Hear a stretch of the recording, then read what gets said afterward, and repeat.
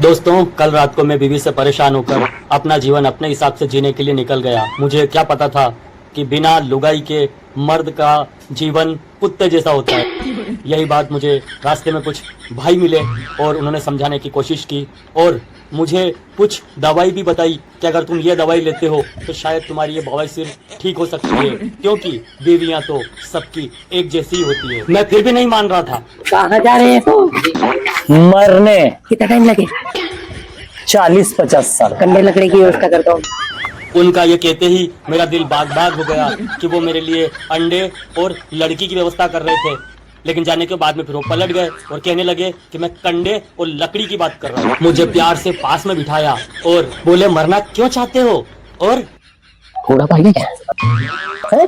बूढ़ा पा गया क्या? मैं भी रह नहीं पाया और उनसे पूछ लिया कि अब तुम हमें बताओ कि कैसे तुम तुम्हारी बीवी को बर्दाश्त कर पाते हो। ये हुनर हमारे दर्शकों को भी बताओ। हेलो, तुम्हारी बीवी कितना परेशान करती तुमको? रात भर परेशान करती है। पक्का? पक्का। रात भर वो तुमको परेशान करती है कि तुम उसको परेशान? वो मेरे को परेशान करती रात भर।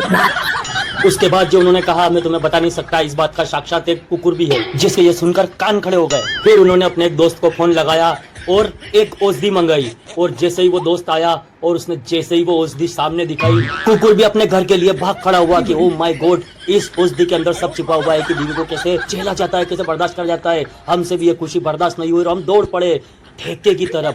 तब हमें पता चला कि जीवन का मजा खट्टे में नहीं मट्ठे में है। और हम एक तरफा बिल्कुल जा रहे थे, मन में बहुत खुशी के गुबार थे।